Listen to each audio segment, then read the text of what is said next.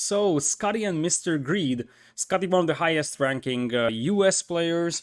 Mr. Greed, as I said, a deathmatch player from Portugal, versus Ganji+Kamigawa and Modri joining them. The team game trio, so to say. In this one, we're gonna have a double Kuman's ban over here. Apparently, someone really doesn't like Kuman's. Home maps will be Eruption and Acropolis. I would like to point out that the map ban from Mr. Greed and Scotty was Regicide Fortress. And the reason why is because Modri is a beast on closed maps. So it makes quite a lot of sense to ban maps like that. Other side, we're gonna have Coast to Mountain as Forest Pond as the home maps for ROR and Modri. We're gonna have Britons, Mayans, Berbers, Malay, Vietnamese for Pool 1 for ROR and Modri. Tatars, Burgundians, Spanish, Portuguese, and Turks there. They just gave Tatars to the opponent when there is Eruption. That's an interesting concept. We'll see if it works out. Early Mongols pick for Scotty and Mr. Greed alongside Franks, Ethiopians, Lithuanians, and Persians. So they prioritize the cavalry civs, mostly Sicilians, Indians, Celts, Burmese, and Bulgarians are the civs, and no Burgundians today. So apparently both of these teams think that Burgundians is too good. Actually, there is. I'm blind. I'm totally blind. There is a Burgundians pick. I would have been surprised if there wasn't Burgundians.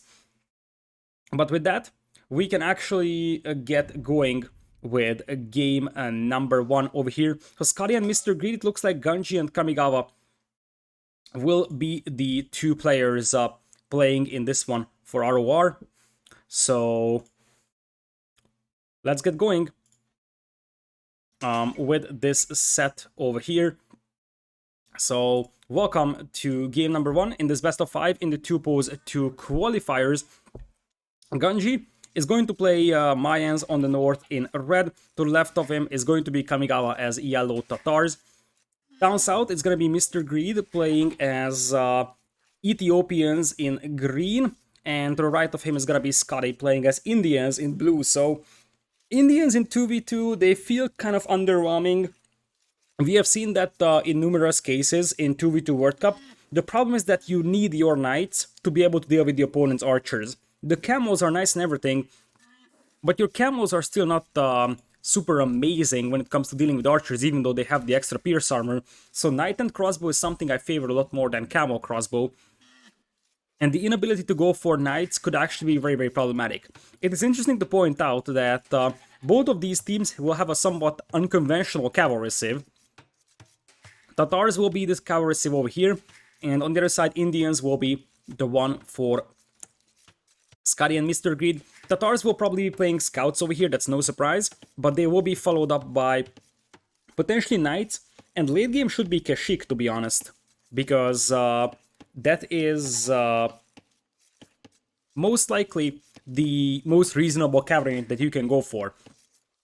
Other side, you're gonna have, as I said, Ethiopians.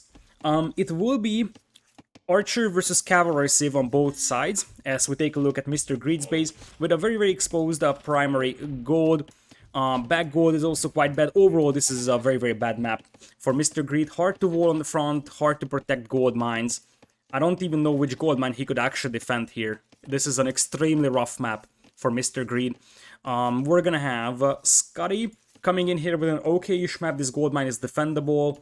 The south is a little bit open, but it is a fairly volable map for him, I would say. Early walls coming in here for Ganji with what is an excellent gold mine, to be honest. Stone isn't really great for him, but the berries are alright, the gold is alright. The hunt is super easy to push, as we do have a Scotty over here trying to disrupt that one from happening. But at the end, the deer push will work out well. For Ganji, you're gonna have the zebras being taken down beneath the TC, nicely done. Also heavy deer pushing from Kamigawa as well, pushed in 3 deer already. These houses will actually make it harder for him to lure in the boar, but that's not really a big deal. Kamigawa has a very, very beautiful golden berry spawn. In fact, this is an excellent map for Kamigawa overall. Easy walls, and he's also gonna be able to just protect his key resources relatively easily. So much better map spawns, I would say, for ROR in the first place. And as I said, with all the deer push at the beginning, I would expect fast fuel ages from both. Or we could see a Drush FC as well from Ganji, potentially gambling on Mayan crossbows with his Drush FC. We're gonna have the second board just now in, and indeed, they focus very, very heavily on the deer push in this one, whereas for Mr. Greed and Scotty, Mr. Greed did push in most of his deer, he left one out. For Scotty, it looks like he's just aggressively scouting, did push in one deer, but that is all. I don't necessarily like Ganji's walling all the way around like this, because that would be an extremely long wall. He doesn't know about that forest, which obviously makes it a much harder thing to do. If he knew about that forest, he would just wall like this, and that would make quite a lot of sense for him. So it looks like he's going for smaller base, which means that this gold mine could be exposed, potentially, to the opponent. So, with that being said, we are gonna have the gold mine relatively secure still for him, but it could be somewhat troublesome. Anyways, we're gonna have Mr. Greed not going up to feudal age just yet. First to feudal will be our yellow player Kamigawa, who is going for what is a 20 pop scouts play from him. From Ganji's team, it is going to be 21 pop timing, actually 22 pop timing here. He goes up 23 pop, but with Mayans that's a 22 pop timing, and what that means for us is that it's going to be a straight archer's play most likely, but he's going to have an insane amount of food to work with. Like you see that he still has a rhino over here, he still has an awful lot of sheep to work with, so this deer push is going to make his eco still extremely strong in feudal, because it doesn't have to make farms for a long time. With that being said, woes are slowly coming up for both players. We'll have Ganji almost walled by the time he reaches feudal. And it looks like we have a Drush coming in here from Mr. Greed.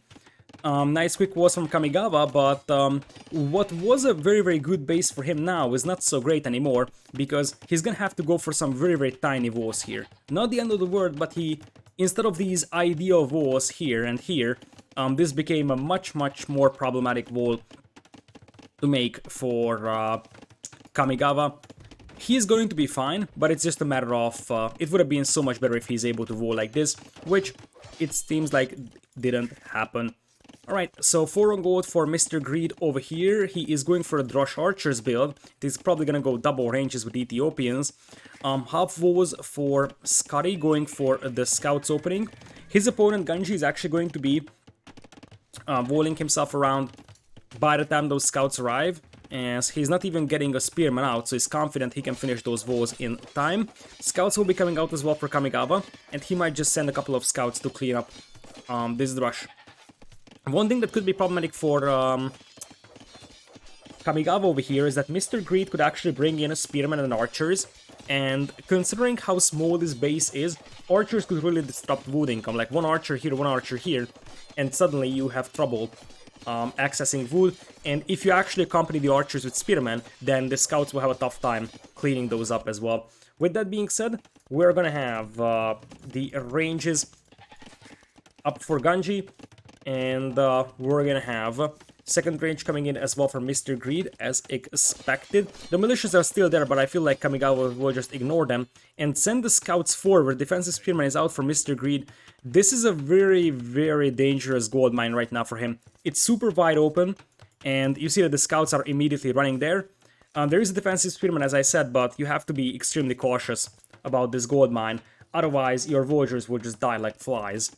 So these Scouts won't really be able to do much here, so if you are a Scotty, you actually consider sending those Scouts to your teammates' base to help out cleaning up these Scouts, and then just have these Archers and potentially some additional Spearmen moving forward towards the base of Kamigawa. We'll have a small base up here for Scotty. I'm not really a big fan of that gold mine with these walls, because the Archers could just deny the gold mine from the other side of the wall. But anyways, there is gonna be a tower coming up for Mr. Greed. Archers and Spearmen now moving in for Ganji, and one thing that we have to consider is that Ganji and Kamigawa have very nice team coordination.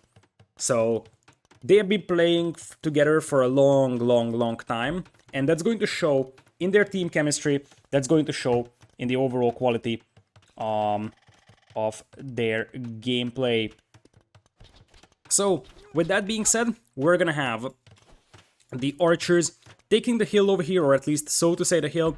There is gonna be defensive tower up, and with that, we're gonna have the archers now denying a wood line from Mr. Greed. He can go for the other one, but this is already quite crowded, so losing this wood line is actually going to hurt his eco. Villagers are a little bit stuck, and that almost resulted in a lost villager over here. They're waiting for the reinforcements of Scotty to come in from this side, and they will try to take a decisive engagement over here. Upgrade-wise, we do have pretty much the same upgrades, double bid-axe for both archer players, and bid-axe horse collar for the cavalry players.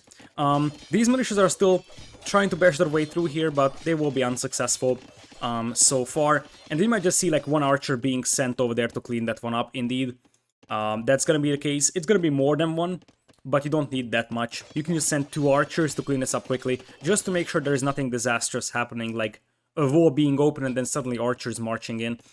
It looks like we have better scout numbers now for Scotty.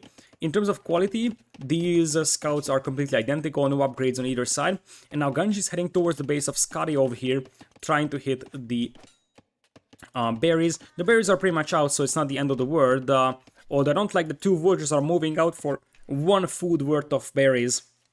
Oh, that's so bad. That's so bad. Scotty wasn't paying attention, and he might end up losing a villager because of that. Indeed, the first villager goes down. That could have been so easily avoided.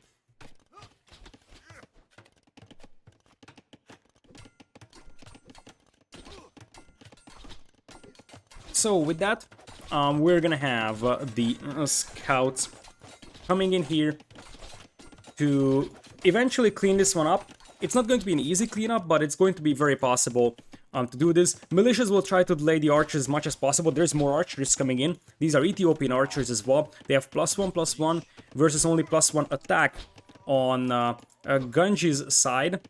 So it looks like all these scouts will now jump on this army, but you have to consider that Scotty actually invested very heavily into these scouts, so he's gotta find some value for them, because on the other side, Kamigawa invested way less, and it looks like both our war members will click up to Castle Age a lot faster than their opponents will. Also, nice archer micro over there from Mr. Greed, picks off 3 archers from his opponent, and this is the time that he was waiting for. Remember that Kamigawa's gold mine isn't really well protected still. He has to go for some crazy contingency walls, but it looks like he's just trying to intercept this army over here and try to deny the wood line for now. Castle Age on the way for Scotty, but his teammate is gonna be quite heavily delayed towards Castle. Now, it looks like these scouts, still without upgrades, will actually be able to run to the other side and maybe try to hit the gold mine here. Like, try to bash their way through these walls with the support of the archers could be very possible. Mr. Greed converging towards the gold mine over here. That should be one dead villager.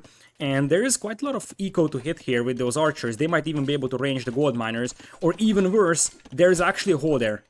There's a hole there, and apparently Kamigawa's villagers are moving out there to fix it.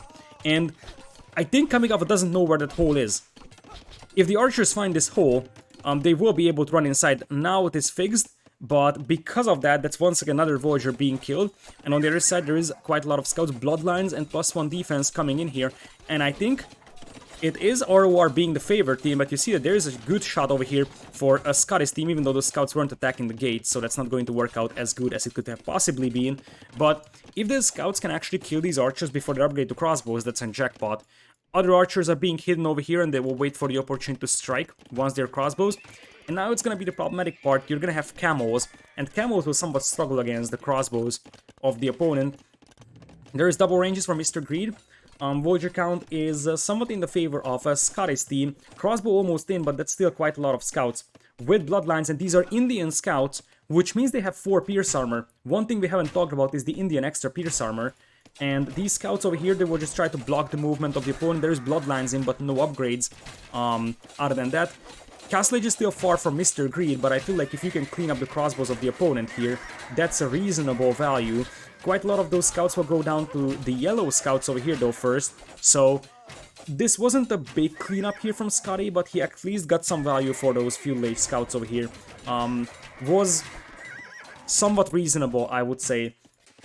For this one, Scott is moving out to make a TC over here. The crossbows might actually be lurking around, so he has to be careful. At the end of the day, it's 17 crossbows against what is going to be 19 crossbows, and that's a fairly reasonable unit count, but you have to be careful not to get your gold mines pushed by the crossbows, because that's the scary part right now. There is still a couple of archers here from Mr. Greed to potentially harass that gold mine, which would be, once again, a bit of an annoyance for a Kamigawa. Second TC coming in for a red player as well. And the crossbows will just march into the base of Scotty over here. There will be a couple of camos cleaning this one up, but I did mention that camos aren't amazing at cleaning up crossbows. Shouldn't be a big deal because only 4 crossbows, but still they're not actually amazing. Castle Legion for Mr. Greed takes the hill with the crossbows and will be going for botkin as well. Voyager count is very, very close so far. Third TC coming in here for Scotty, and obviously he's Indians, so the cheaper Voyagers will help a little bit with the booming aspect of the game. It's gonna be a 1 TC play from Mr. Greed right now, goes for fast ballistics with the university. He's got the faster firing crossbows, combine that with fast ballistics, and suddenly you get something that packs a big punch. And if Scotty sends all his camos to Kamigawa's side, this could be trouble for our war, because it could be crossbows with Ethiopians and camo support against the knights, ballistics and +2 defense coming in right now for Mr. Greed. It looks like he's not actually getting any stones. He's going to be playing with 1 TC, bought 100 stone to make a second one right now on the gold mine. And they will see these knights. Those knights will have the hill advantage if they actually decide to take it, but they won't. And that means that they will just be running away from this one. Once again, this gold mine is dangerously exposed, and even though the TC goes up, if you just camp here with the crossbows, that gold mine is gone, and now the camos come from the other side, which means Kamigawa's gonna have to run back. And the crossbows are now all in here. So you can still take this engagement, I believe, but these crossbows are much, much better right now from Mr. Greed. They have +2 defense, there's only +1 for Ganji. Ganji doesn't have ballistics right now, it's just now coming in, and the crossbows will try to hit the back of the base for a yellow player. Crossbows once again, moving in from our red player though. And so far this push hasn't really done much of a damage. They're trying to break in to the farming eco, but it would probably be wiser to just try and pick off a couple of gold miners, because now there is defensive crossbows over here as well. Upon seeing them, they will try to disengage immediately, and you're splitting the camos from the crossbows. That's definitely not a good idea. Over there, 2 TCs for our green player, 3 for our blue player, 3 TCs for our red player, and we'll have 3 very well as well for Kamigawa. Tatar's Boom is going to be crazy here with the extra sheep you get for your TCs, which helps your early food eco. Heal advantage on the side of our Ethiopian player, and now with +2/+2 and Ethiopian rate of fire bonus, that should be a good fight for them to take. Still, the tricky thing is that the camos die to crossbows much easier than knights do, and the knights also deal more damage to crossbows. So this juking around is actually not going to be great, and if you are Mr. Greed, you have to focus down the opponent's crossbows. Nice moves from Ganji, dragging away the crossbows from the hill, and this is a pretty decisive engagement over there for Ganji and Kamigawa. Now they will actually turn into a chase mode. You see all those camos went down, +2 defense just now coming in for Scotty, and suddenly all those crossbows could be open in the middle of the field. Reinforcements just now come in as Ganji will try to take the hill. Mr. Greed should do the exact same thing. It is fairly positive KD for Ganji, 38-26 right now. Mr. Greed apparently is getting out microed over here a little bit, and more crossbows coming in to sandwich this army from the other side. Now knights will try to dive in a little bit to soak up some arrow fire and take an even hill. Crossbow is still on the side of Mr. Greed with the hill. He's finishing off those crossbows, and this actually turns into a good fight. This is a very, very good fight, I would say, for Mr. Greed and Scotty, given the circumstances. They will end up losing their army here, but they did manage to clean up a huge amount of crossbows. Was it actually a good fight at the end? It's hard to judge, because there's more crossbows coming in to reinforce. At the end, Voyager count is still super, super close. Mr. Greed and Scotty could have taken a better fight there, but it wasn't the end of the world by any means. So it is triple ranges now for our Ethiopian player, and it is 3 ranges as well from our Mayan player. Obviously, the Mayans have a little bit easier time massing archers because of the cheaper archers, but Ethiopians have the quality advantage, especially with the +2 defense in for Mr. Greed. So those are way better crossbows. Camo is now diving in. They do have 3 pierce armor, but if this was knights right now from Scotty, I would believe a lot more in this push. this is why I don't like camos. You see, they are still melting to crossbows. Indian camos are nice, but they are still dying to crossbows. And you don't have a good tool to deal with the crossbows other than your own crossbows. It's 35 compared to 27. As one of the things that could be a little bit problematic for our war is that Kamigawa's Voyager count isn't amazing, down to 67. It's not bad, but the opponent's cavalry is having a much nicer boom. And that could start becoming problematic. Mr. Greed is actually having quite a lot of gold in the bank, a little bit low on food he is. Whereas Ganji, however, clicks into Imperial. I was just looking at his food count, and holy smokes. That Imperial Age is gonna be quite crazy. So, with that, we are gonna have one fight over here where the crossbows will have the hill, but if Mr. Greed doesn't click up to Imperial in the next 1 minute or so, he's gonna be in a massive trouble. So, you're gonna go into Imperial soon, for Mr. Greed needs some eco-balancing, and indeed, it's totally true that Mayans could go for the Eldorado Egos here, because their opponents don't really have anything to deal with that. Like, Shotel Warriors will be fine, but they still die easily. And the thing that prevents the Mezzo-Siths from going for Egos in these situations is that the opponent has Knights, but it's not the case here. That's why I think that Indians is by far the most overrated Cavalry Civ in 2v2. That's just an awful Cavalry Civ. It's probably something like C tier or so. It is amazing in 3v3s, but it's very underwhelming in 2v2s, because you need something that actually kills the opponent's crossbows, and you don't really have anything. Same for the Egos. Imperial Age is gonna be a 1 minute advantage for our red player, as we have 3 TCs over here. 3 TCs as well for Scotty. So Voyager count is dead even between the two teams right now. 4th TC coming in here for Kamigawa for his Tatars play. And one thing that's gonna be important to note though is that Kamigawa is nowhere close to Imp, whereas Scotty is about to click into Imperial. This is gonna be an interesting scenario because there is gonna be a window for Ganji to absolutely smash Scotty.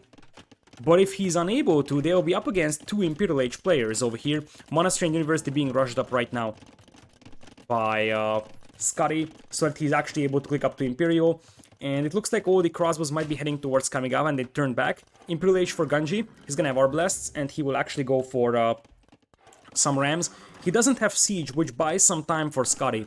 Scotty's gonna have idle time, that's guaranteed.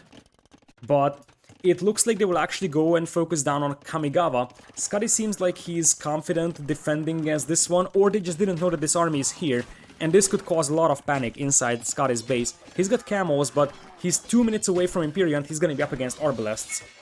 And on the other hand, there's the camos melting buildings, and one thing that you have to consider is that indeed, camos just shred buildings over here. And the thing is that this push is nice for our war. However, they don't have anything that kills buildings right now, and those ARBs are actually in the TC fire. So we have to focus down the ARBs with the TC fire, lower their numbers. They will take down 1 TC maybe. But the camos are slowly eating up the Knights, and if you compare this, these are actually camos from Indians, so they melt buildings a lot faster. They could try to dive beneath TCs very easily. Arbalast and Bracer soon in for our green player as he sends a relief force over here. Camos got absolutely stomped over here. So it seems like Scotty didn't know that this push is happening, and suddenly he's gonna lose a lot of Voyagers. So one thing I don't like about this game for Scotty's team is the Indians pick, but it seems like he didn't really know that there's gonna be a big push coming in here from Imperial Age. Because now he's gonna be an Imp, but he has 22 camos on the field, most of them at the base of Kamigawa. They will actually go for this TC. Voyager count is still not impossible to turn around, if you think about it, because Kamigawa could lose a lot of Voyagers here as well. But it seems like the 2 cavalry players will be traded here. But in that case, I like Mayans a lot more, because Mayans are a lot more versatile, and Scotty's also taking a way bigger beating than Kamigawa does. So, you see that Kamigawa still 95 Voyagers. He's got idle time, but he didn't lose all his Voyagers, whereas Scotty is down to 65 Vils.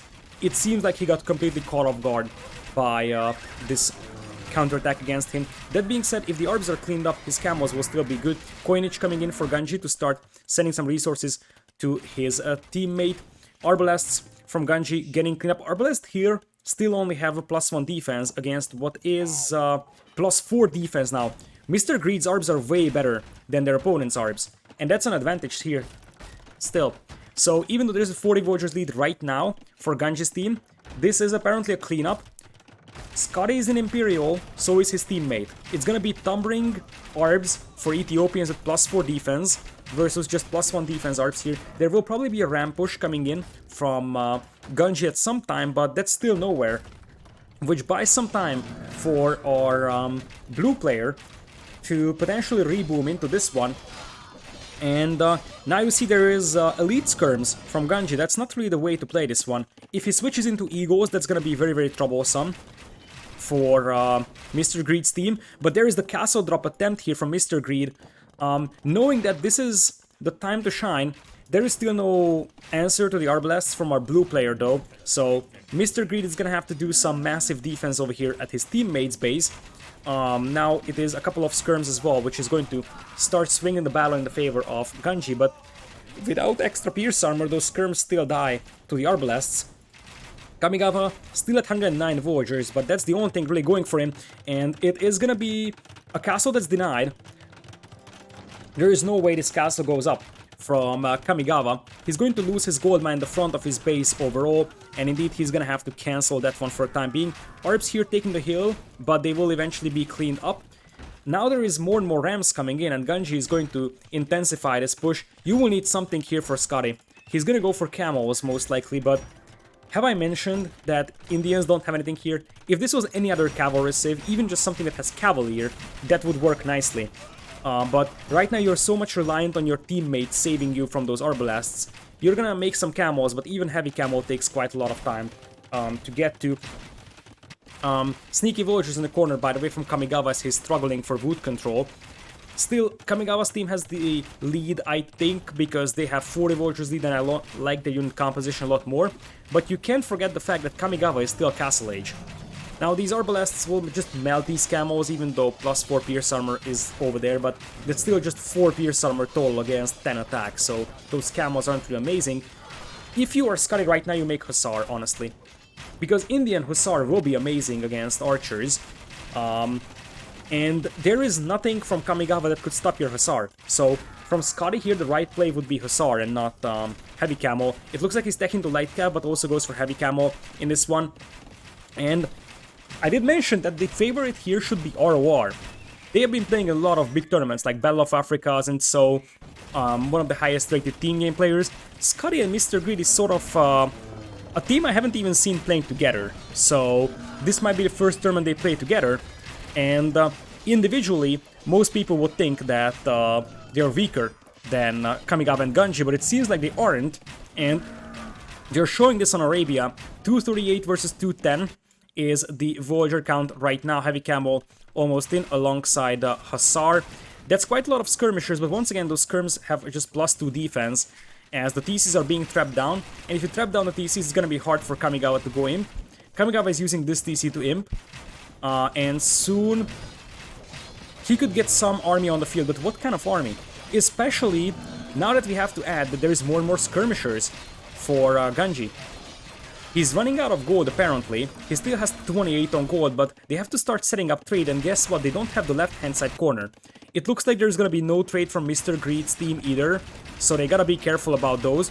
Especially they gotta be careful about the fact that they're losing this castle over here, which is an extremely important position. And now it's gonna be Hussar spam apparently for Kamigawa. Scotty is actually floating quite a lot of gold here. He's gonna go for Hussar, but doesn't really have the production right now. Silk armor for the extra pierce armor of those Hussar. So it's gonna be insane pierce armor Hussars from both sides. And Ganji is sending quite a lot of villagers over here. I'm not sure what this was. He probably wanted a castle maybe somewhere around here. This castle for green is safe. Light Cav now moving in to try and pick off the Trab. The Light Cav now have 5 pierce armor with silk armor.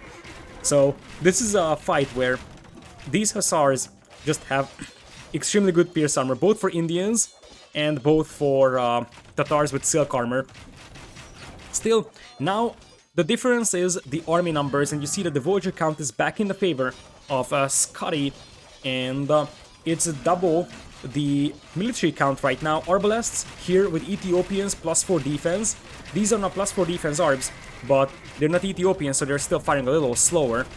Castle's slowly going down, and there is more and more skirmishers here, which is getting overly concerning for Ganji, because if it skirms, the light cav will just overrun him. The thing, however, is that there is still no trade for Mr. Greed. Those are some ugly markets. I'm not sure why he built those over there. But with that, Hussar are now running into the corner, and this is the first time where Ganji's eco is actually going to get pushed over there. So 2+5 is the Pierce Armor right now for Kamigawa's cav, and that's a bad fight. It's a very, very bad fight. That's an awful fight for Mr. Greed. In fact, I would dare to say it's a greedy fight for him, trying to keep pushing against the skirmishers, but he lost a lot of arbalests, and remember that he's also having some gold issues soon, because they don't have any trade going for them. Now Hussar's finding this corner over here as well, and military numbers are slowly equalizing, but basically Mr. Greed's eco is still untouched. They are actually going to start stonewalling themselves, and they already have markets up, so trade is slowly trickling in. Villager count still getting pretty close, but you have to consider that villager count is going to be secondary soon. It's going to be about trade count. Still, what is good here for Scotty having a couple of camels is that he's able to do quite a lot of damage against those Hussars that are trying to push these arbs. But still, if you're Mr. Greed, you gotta be careful with your arbs, because there's a lot of arbs trying to counterattack, and Hussars will be an excellent meat shield over here. On the other side, there is still sort of a limited production for Scotty. He is 63 on food, surprisingly, but it doesn't really show in Hussar numbers. He's got only 26 on the field. Castle here will stand though, and that's the key part. You can even jump into the castle with your arbs if you feel like you're getting overrun by the Hussar. But I feel like all that Mr. Greed needs to do is just deny this corner. He is actually adding stables here, so you might see some famous Ethiopian light cav being added. But I think what Scotty needs to do is just step up his game a little bit and do a little bit more raiding around this area. If you send in 20 light cav there, that's going to distract Kamigawa, who is now jumping on top of those arbs. As expected, arbs jump into the castle, jump out on the other side, nice move over there. You still have to jump back into the castle though. And indeed, they're doing this very, very nice. That's very nice micro from Mr. Greed. He's losing a couple of arbs, but if you actually focus down the arbs of your opponent with the castle, that's great. That's a lot of archers being lost over there from Ganji, and one of the reasons why Mr. Greed has to hold this position is because there is some extra gold over here.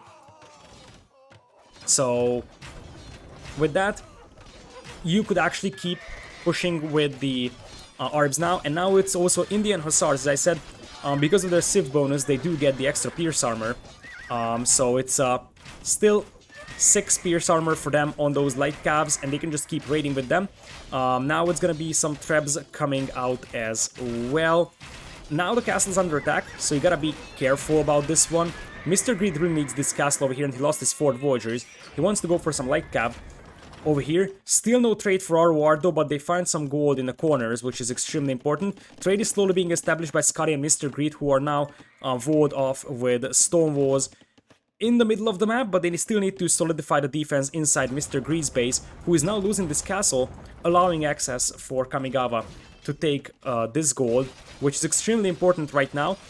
So, still it's all about raiding those neutral gold mines. Imperial Camel coming in here for Scotty. Can you actually afford that? That's the real question. If you can, that's gonna be crazy. Especially with the Ganji running low on gold. That's gonna start becoming a problem when you are up against the Imperial Camels over here. So, with that, this castle is going down. Another castle being dropped over here from Kamigawa on the left to secure this hill over here. Hussars once again diving in, but they can't really take good engagements against the Arbalests. They can, however, against the Skirmishers, and there is quite a lot of Skirmishers on the field. 32 on the field, 28 of them is on this screen. There's only 13 Arbs right now, and we still have to consider that the trade is much, much better for Mr. Greed and Scotty. Now there is some light cav running past the castles though, and this is where it gets a little bit concerning. I think it is now a #1 priority for Mr. Greed to stonewall himself just as much as his teammate did because they have amazing walls here for their trade, with the exception of the players' bases actually. Now the light cav will move in on the left side. This is a good fight over here for Mr. Greed. And if those light cav actually intercept the trap and then take this fight, they could run into the base of Kamigawa over there. Castle attempted over here from Scotty on the far right, as he's assembling a nice horde of Imperial Camels. So, military numbers still in the favor of Scotty's team, and we get a game for us over here. We get a very, very good game for us, in fact. Now Hussars jumping on top of those Arbs. There is quite a lot of meat shielding here. The individual quality of the Arbs for Mr. Greed is way better than the Arbs of his opponent, but there is more Pierce on those yellow Hussars than it is on the blue Hussars, and there is also quite a lot of skirmishers. So Scotty loses all of his light cav over here, a costly fight for him, but remember that this took the entire force of Ganji and Kamigawa to fight this one, and simultaneously this castle, an extremely important castle, is getting pushed by Scotty's 2 trebs, and it's with Imperial Camos protecting it. Another castle comes in here on the right side, another layer of stone walls for a Ganji. Still no walls for Mr. Greed's base, but in terms of trade numbers, they're getting there. So they're slowly setting up their trade over here, whereas that's a much slower process for our warm color team. Hussars now trying to dive in, snipe the trebs. The camos are a little bit mispositioned, so the trebs will go down, and that means the castle is going to stay up for now. Halberdier being teched into by a red player, but here comes the Arbalest, and oh my goodness, Imperial Camels are really tanky over here. More Hussars as meat shield, and the entire army of Ganji is just getting annihilated. That was a beautiful surround, and now we're looking at 128 to 46 military count, and this is the time when you send those Hussar in here. If you land 20 Voyager kills, suddenly the food eco for Kamigawa is going to collapse. Right side, we're gonna have petards from Scotty intending to blast their way through the walls. There is gonna be Halberdiers from Ganji. However, there is still so many Arbs on the field, 60 Arbs, Masonry even, for Mr. Greed, who is getting some castles up, pushing towards the corner. He's pushing the corner, and that means that he could actually cripple the opponent's gold income through trade. There is still some gold over here that Mr. Greed really wants to deny and take himself. And now Light Cav running to the left side, including the Camos as well. So the Camos will move in there, using the mobility advantage. The Arbalasts are trying to catch up, but this once again is just a big distraction, because once Scotty has some available population space, he will actually have the petards blast through those walls and run right there. And the entire army of Ganji and Kamigawa are on the far left. There is 2 trebs shelling this castle. Population issues is there for Mr. Greed and Scotty as well. A bit of a lag spike over here with Capture Rage, but that's a beautiful position as well for those Arbs. They just take down the Hussars really quickly over here. Ethiopian Arbs, man, they just melt everything. And there is now some population space for Mr. Greed to get the trebs out. And the thing is that it's not going to be ideal if you lose all these Arbalasts here. In fact, it's far from ideal. I really don't like that you commit everything here. You just go for a trade. You see that Mr. Greed wants to focus down all possible trade and then potentially trade off his Arbs to the opponent's Arbalasts, which makes some sense. And now the next push on the right side is being assembled. We will have Sultans coming in here from our Indian player, a rare technology to see in a competitive environment, as the Light Cav will now dive in for the trap picks, and that would mean that these traps are going down. If the traps are going down, this castle stays up, and this castle is getting trapped down quite intensely. Still 111 military, but now it's against 109, and now the walls are open. You gotta run in here, and you can actually start doing damage, even though there is not really much that can be killed over there on that side. There's a lot more on this side, to be honest, that can be finished off. There is a random trap coming in here to clean up these stables, but you take a look at the trade of Mr. Greed and Scotty, and that's a lot more promising currently. And that allows Mr. Greed to continue going for Arbalasts, whereas his teammate or his opponent is just unable to go for Arbs right now. More and more Javelineers coming in here from Ganji, but that's not going to stop Imperial Camos, not even Hussar. The walls are open, and you see that Ganji is just deleting the markets and rebuilding them back behind. More Arbalasts are coming out, but now Imp Camos are in. And Imp Camos also melt buildings really fast. So there's another Petard that could help blasting through the walls. We'll see if these walls are finished, and they are. But there is, as I said, a Petard that could just blast his way through this very, very weak wall over here. Or you can just take down these houses as Ganji is just re-rolling as fast as possible. Left side, the castle still stands. 110 military against 98 over here. Intense late game apparently causing some capture lags over here. Now we have some Halberdiers out for Ganji to fight the light cab and the camels. Still, I feel like Mr. Greed and Scotty are playing a battle of attrition here with their trade. And as I said, Mr. Greed is a very, very experienced deathmatch player. So that experience comes in very, very handy over here, but he's gotta be careful not to lose those Arbalasts to the Hussar. Trying to get a nice choke point fight over here, and he will. He will probably lose his trebs as Fortified Wall comes in here right now for Ganji, trying to keep that trade alive as much as possible, as we'll probably have a couple of rams for Scotty over here as well. Gets a couple of more Petards out, but instead he's going to try and prioritize the fight in the middle. There will be a need for something else though, because there is more and more Halberdiers.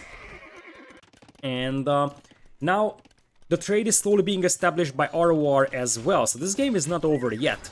Military numbers, Voyager counts are actually fairly close. Now it's fortified walls for our red player. And the thing is that there is no archers here on the right side by Mr. Greed, meaning that there's nothing that can actually kill those Halberdiers. So suddenly Scott is gonna have a bit of a trouble against those.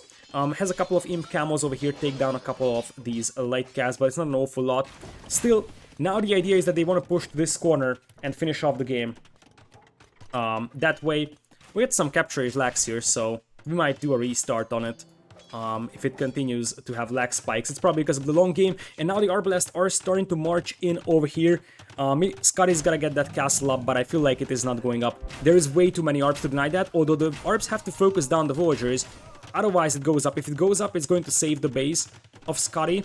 As the reinforcements are actually getting intercepted. Light Cav heading to the left side, so they're actually going for Kamigawa's eco. Once again, we'll have a bit of a base trade, but if Arbalest camp down this trade, all the advantage that Scotty and Mr. Greed had is gonna be gone. Watchtower coming here to defend, but obviously that's gonna be far from ideal, and that's gonna be a lot of trade cards potentially going down. ROR doesn't have this trade either, but that could be quite a lot of lost trade. If you're Scotty and Mr. Greed, you gotta stop that trade from flowing. You gotta idle those a little bit. One thing that's good for Scotty and Mr. Greed though is that because their opponents don't have trade either, they can actually still raid the food eco or so. In fact, that would be the right thing to do, try to push Kamigawa's food eco as much as possible. Over here, now that the castles are up, it's gonna be much harder for those Arbs to pass through. So if you actually clean this one up, you are gonna have a safe trade, and that's gonna be the plan as well. The tower took down the Halberdiers, so did the Arbalasts, so that means that the Light Cav will be able to finish off this one. Left side, there is still Imp Camos on the field, and the Hussars will just struggle badly against the Imp Camos. A couple of Kashyyyks popping out of the castle to take down the trap over here. Still no trade for Ganji and Kamigawa, as their opponents still have a reasonable amount of trade going for them. Imp Camos and Hussars just flooding like crazy. 50 Hussars on the field for Scotty, 61 as well for Kamigawa. Kamigawa is going to take this fight over here on the left side, but there is some Imp Camos to help out, lower those Hussar numbers. They will take the hill over here as the Arbs need to focus down the Halberdiers, as that is not going to be an amazing fight for Kamigawa, not going to be an awful one either, but he lost most of his Hussar numbers, but there is still more. There is still more, and this suddenly starts becoming a cost-efficient engagement. The castle is being repaired for all costs by Kamigawa, as Mr. Greed still holding this hill over here with the Arbalasts. Right side now there is battering rams, soon to be kept rams, pushing the trade of their opponent. The problem is that there is no trade for ROR. Like, you're trying to destroy the trade that isn't existing, and Mr. Greed might have been a little bit too greedy over here.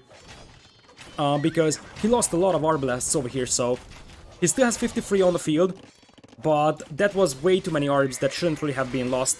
Still, at the end of the day, there is raids going on left and right, there is an overchop here, and this Kebdram push is actually going to be pretty devastating, I would say, to the back of Ganji's eco. Soon wood control is gonna be a question at this pace, because there's gonna be trade, sure, but wood is a bigger problem, I believe, soon for Kamigawa and Kanji. You can see that they're chopping wood over here. In fact, they are running out of wood really, really fast here. So, more arbs on the way from Mr. Greed. He still has 65 of those on the field, and now it's more and more Javelineers for Ganji. Ganji basically has no gold income. That's very, very consistent. He's got a couple of trade cards, but he's gonna have to go for more and more skirmishers, so Light Cav will have a very, very nice time over there. Now it's Imp Camos breaking in here as well. There's a couple of Halberdiers defending, but not an awful lot. And you can also go for the takedown on the market so that you idle the opponent's trade over there. So with that, we have some Light Cav inside the eco of Kamigawa, or inside the eco of Scotty and Mr. Greed. Now they have some walls up. Still, Mr. Greed's base is the one that is completely unwalled, and that's the problem.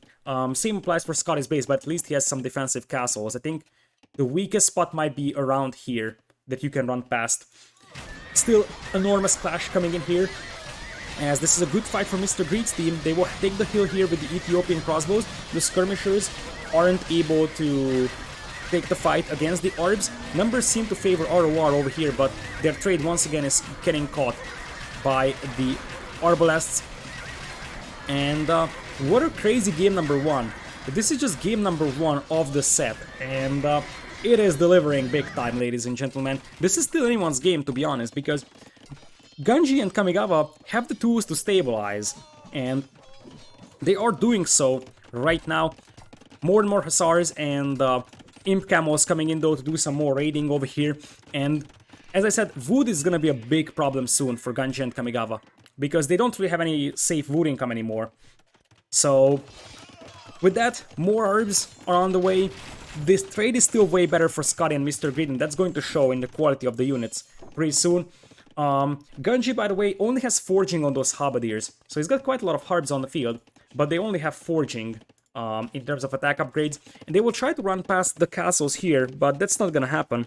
They can't raid the trade of the opponent anymore. They will be able to pick off a couple of Voyagers here maybe, but the castles will just prevent them from running past, or at least kill the majority of them. Stone walls coming in from Ganji as well to secure the corner. 161 military against 135. Ganji's team takes over in eco, and they just casually run past the castle. I did mention that I don't like that the players' bases are not walled, so I would have preferred if the stone walls like these also exist over here, because now there is another push coming in here to the corner, but that's a lot of Imp Camos. That's 40 Imp Camos on the field, and I feel like they were waiting for this final decisive push over here, because this eats up the entire army of Kamigawa. He's down to 18 Hussar, all these archers are gonna get eaten, and these guys actually melt buildings as well.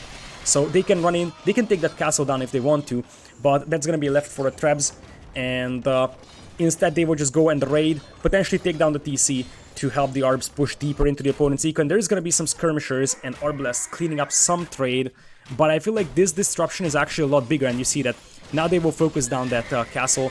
Hussar once again coming back, so you gotta be careful with your Arbs, but this is looking very, very good for Mr. Greed and Scotty, and honestly, when I saw this matchup, I was like, ROR is the stronger team, and I wouldn't have been surprised to see even a 3-0 from them, but it appears that we're up for a great series here. The castle goes down, which means that this corner is now officially lost for Ganji and Kamigawa. They are re-establishing their trade over here. The right side has been rewalled, which means that there is going to be a safe corner over here. This tribe is actually taking down this castle, so Scotty might lose that, but here come the Imp Camos once again, with no Halberdier support, or very, very little Halberdier support, and those guys having no attack upgrades. It means that the Camos will actually be able to clean this one up, and on the other side we have a huge clash over here. It looks very, very messy, and there isn't really an awful lot of Imp Camos on the field, but I think this is actually enough. The TC goes down amidst lag spikes of Capture Age. We're gonna have an insane engagement that slowly but surely, I feel like Scotty's team is grinding down their opponent's eco. Like, Ganji and Kamigawa are just unable to replenish their trade here. They are soon struggling for map control as well. You're gonna have Hussars raiding it here as well, and I feel like it's soon going to be a question of when and not who, because Mr. Greed and Scotty are taking over in this game. Light Cavs will just keep raiding the wood lines, and the 85 eco for Ganji is actually pretty concerning, even with Mayans, which have a relatively cheap unit composition. Only one halberdier now inside the trade. This castle did go down. So Ganji actually relieves the pressure on the right side. But there is still a lot of pressure on the left side. 178 military against 148 here. 100 military on the field right now for Scotty. 50 imp camels, 50 hussars. That's a lot of imp camels, man. And onagers, Mr. Greed, I did mention he is an experienced deathmatch player. He brings in an onager. I'm not sure if this was meant to just counter the infantry here, but it's very possible that he will think about chopping out the wood now. Because wood control is going to be an issue soon for Kamigawa. You see that he's running for this wood line, and buying wood is definitely not ideal, especially when your trade is also crippled. So, onager is now getting some nice shots up hills as well. There could be torsion engine onagers over here for Ethiopians, but I don't think it's actually needed. It's a very expensive upgrade right now. And Ganji and Kamigawa will tap out. Scotty's team takes game number 1 in what was an insane game, I have to say. An absolutely insane game. At the end of the day, it is just for 1 point for Scotty's team, but winning Arabia is always extremely important because that's the neutral map. And I think both Scotty and Mr. Greed showed really, really good gameplay over here. Definitely exceeded the expectations that I had towards them. Because Scotty and Mr. Greed are good players, but you wouldn't actually call them amazing by any means. So, I also was considering a potential 3-0 for Ganji and Kamigawa, because they have a lot of team chemistry together, they play a lot of team games together, they played a lot of tournaments together, whereas Scotty and Mr. Greed is a somewhat less experienced team, but you never know how much they prepared for a tournament. And I feel like this is where preparation is going to start showing as we will go into the next set of games, because now with Tatars, Mayans gone, Ethiopians, Indians winning this, we will go to the home map of ROR and Modri, and really your preparation starts to show on these maps over here, especially Forest Pond, Coast to Mountain. Both of these are very unconventional 2v2 maps, and because of that, it is very, very preparation heavy. We're apparently going to Coast to Mountain over here in game number 2. So with that, we are gonna jump into game number 2. Coast to Mountain is the name of the game. It is a nomad start, and it looks like Scotty and Mr. Greed will both start in the middle. So the way that this map looks like is that you have a lot of hunt in the middle. That's very, very food heavy. The left side is gold and stone heavy with quite a lot of wood, and the right side is gold and wood heavy with the gold being small deposits, but there is acacia trees. In the meanwhile, Ganji is actually gonna go for the hill over here that has less food over there, but he's gonna have better wood lines, easier to defend his base, and he's gonna be playing Spanish, which means that it's probably gonna be a conquistador play from him. Other side, we're gonna have Berbers for Kamigawa. He's most likely going to play water here, because you see that he's already dropping a dock right now. Seems like Scotty and Mr. Greed are not going for docks for themselves, or at least not right now. We'll have Lithuanians and Bulgarians for Scotty and Mr. Greed versus Berbers and Spanish. I feel like I like Berbers and Spanish here a little bit better, especially for the start that Ganji and Kamigawa are doing, both going for fish. I feel like on this map you gotta go for fish. Because the thing is that the hunt could still be accessible potentially through a mill to the players doing the hunt. But with fish, their eco at the beginning is going to be way better. Both players, apparently from Scotty and Mr. Greed, going for their wood lines on the left. So I guess what they will try to do is just try to defend each other over here. It sounds weird because you're always trying to defend each other, but in many cases on Coast to Mountain you see a split like this in 2v2, that you actually have a TC from one player that goes for water over here on this side and one player over here on this side. So they're actually pretty far apart, and one of them goes for water, and so he's unable to defend the other player if needed. Whereas this might just be, I guess, a plan to go for a super aggressive feudal age, because one thing that you have here is an awful lot of hunt, And it seems like they might just go full hunt based. I don't think there is a very, very well developed meta though for this, because Ganji and Kamigawa will be getting a nice boost at the beginning from the fishing eco. But once you have 3-4 fishing ships out, Ganji and Kamigawa, or at least one of them, most likely it's going to be Kamigawa, going for water. He's gonna make a couple of fire galleys, realize that his opponent doesn't have docks. He's just going to see that there is no docks just yet. So they will actually start adding more fishing ships, but that takes some time until you get the return value from them. And we might see a very, very aggressive hunt-based land attack from Scotty and Mr. Greed. It's risky. I think it's safer to play water. But I can see the idea behind going for a very, very hunt-based, fast feudal push, especially with Lithuanians and Bulgarians. Both of these are capable for some very, very aggressive plays. Potentially even double scouts could be the thing. And the thing is that Kamigawa is very, very open, and even though he could have a great fishing eco, if he's gonna get pushed on his wood lines by scouts, he's gonna be in trouble. I feel like Ganji will be able to wall his base off. You see that he's already doing that. I like that he includes the ostriches, so that he's actually gonna have a reasonable food income from those as well. And indeed, it is going to be a mill play from Mr. Greed and Scotty. They play just like Arabia and go for a hunt-heavy play. And you see that the first fuel is going to be coming out with the fishing eco, walling himself off at this corner. Walling off acacia trees is always tough because there is gaps in between them, but it's not impossible at all. So I like that Kamigawa is at least limiting the movement of the opponent. We're going to have the Great Wall of China over here being built by Ganji, walling all the way to the edge of the map. That feels a little bit overly ambitious, so to say. So with that, we're gonna have more villagers moving out for wood, and it looks like it's a fast men-at-arms play from Mr. Greed getting housed for a moment. And Scotty will most likely be playing scouts, although he could still try to sneak a dock and later on push the fishing eco of the opponent. I like that Kamigawa is actually using this Bactrian camel on this shoreline to make sure that his opponent isn't getting a dock up there. Mr. Greed is actually going for gold, so it seems like it's gonna be men-at-arms archers from him in this one, or he just took a little bit of a gold.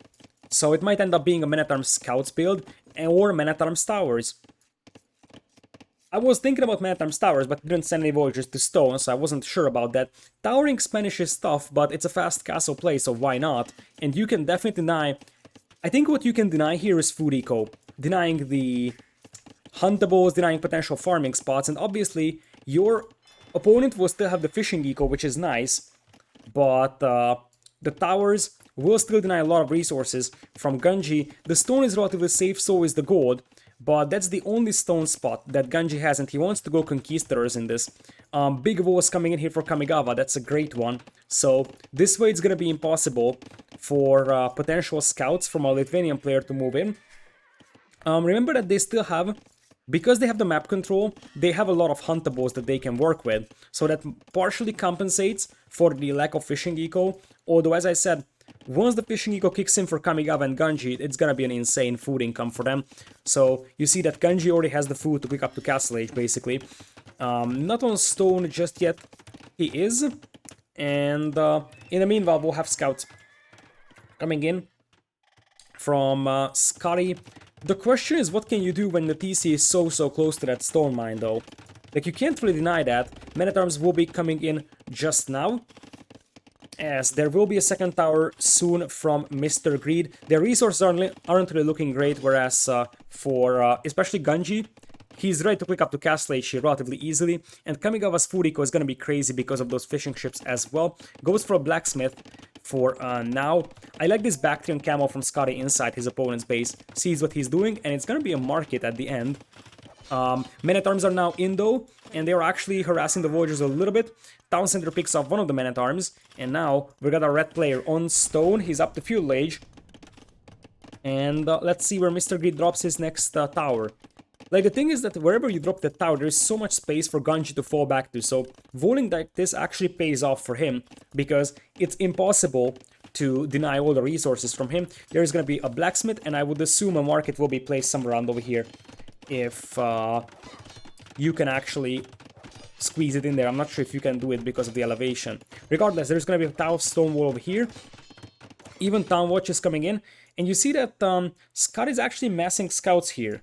But how is he going to get into his opponent's base? I have no idea, because Kamigawa is doing this one really, really well. You see there's a forward blacksmith here. This is just to spot villagers in case they come in here. And Kamigawa and Ganji have firm control over the water.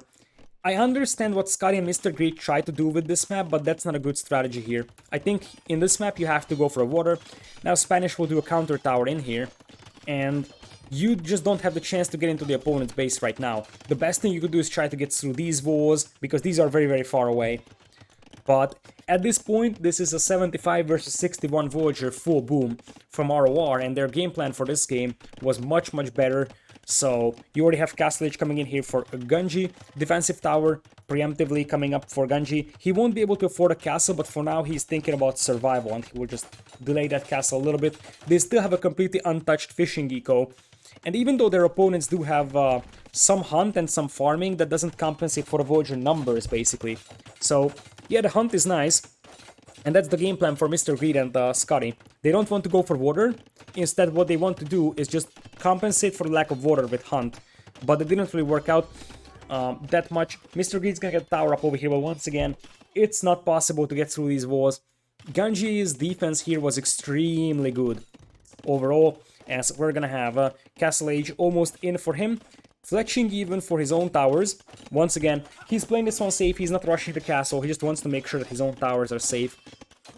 Whereas for Kamigawa, he is gonna go up to Castle Age right now. Castle Age on the way as well for Scotty. And remember that with Lithuanians, you get 2 relics very, very easily in this map. You start very close that, and there is one more in the middle that you could pick up. So it could be 3 relics for the Lithuanian player, but Berbers can just go cheap camels against that. And I'm not sure what Bulgarians can do. Bulgarians can't go archers. That's the problem. If this was an archer civ, I would say Lithuanian cavalry and archers might still work, but I mean, the best thing that Mr. Greed could do, and that would be a reasonable idea, is Bulgarian cav archer, indeed. I was just about to say that. That their archers are bad, but you can go CA, and on such an open map, it is legitimate. Bulgarian cav archers are surprisingly good. I feel like that's a lesser known fact, that despite the fact that Bulgarians don't have crossbowmen, their cav archers are actually very, very good. I think they might even be fully upgraded, or at least close to fully upgraded. I think maybe Parthian tactics is missing from them. Anyways, it's gonna be stables for Kamigawa, most likely for knights at first, because you are not up against a Castle Age player just yet. They lack last armor. Okay. So they have Parthian and they lack last armor. So yeah, they're not perfect, but they're actually a very, very good unit. With cav archers. So with that, we're gonna have a stable up here, a second stable as well for Scotty, queuing up knights. Let's see if it's a fast monastery or not. Now that he's in Castle Age, I would think that Kamigawa is gonna open camels, because he kinda has to. These towers are still being annoying, but I mean, Ganji's on 2 TCs. Ganji's playing this one super safe. But one thing that this tower rush achieved is delay the castle drop. It delayed the castle drop and allowed Mr. Greed and Scotty to make sure that there is not gonna be any conquistadors pushing them early on, and they will go full stone walls in this one. Mr. Greed actually has the food for clicking up, but not the gold, so he's gonna do some market balancing and click up in a matter of moments.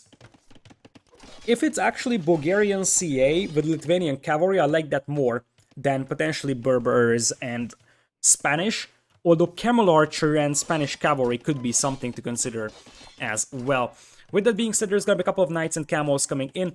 They're already almost fully stonewalled, so that's a good start, I would say, for Scotty and Mr. Greed, and I think Scotty will try to pick this relic up in the middle first, because that's gonna be the hardest one to pick up. The other 2 he can pick up whenever he wants them to, but the last one is gonna be a little bit more problematic. Knights might actually find a couple of villagers that are trying to build that TC, but they can't even go for that TC because there is no holes on the wall. Still, these knights could actually pick off a couple of vills. Camels now arriving, quick walls from Mr. Greed, nicely done. He actually prevents those camels from running in. He's gonna lose 1 villager, and he might actually let his teammate lose 2 more here on the hunt. but that's not the end of the world necessarily. It looks like he's gonna run back though with the monk. He's gonna try and get a conversion. I don't think he will be able to secure that third relic for himself. So with that, these Matarms aren't really doing much over here, and it looks like Ganji gives up on his Conquistador play and just goes for a free TC. Boom. Castle Age almost in for Mr. Greed, but what is he going for? He's heavy on stone. I don't like the Conic play. It kind of feels like it's gonna be Conics, but I don't like it. Now here's the dogs though, and that's not something that we have seen. Scotty popping out a couple of war galleys. Well, not war galleys, but fire ships with the war galley upgrade. We'll have war galley upgrade just now coming in for Kamigawa, but they're sort of scrambling to protect their fishing eco. So even though they have a 30 villagers lead right now, that could soon shrink.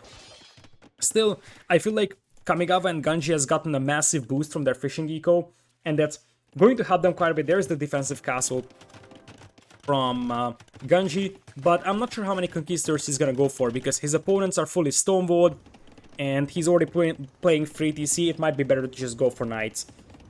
So it is still a 40 villagers lead, free TCs from both of our ROR members. TC number 3 is just now coming in for Scotty, but TC number 2 on the way for Mr. Greed, who still has quite a lot of stone, and if this turns into a booming contest, Bulgarians will be happy about that, because they will just drop 6 TCs if they want to, with the cheaper stone cost.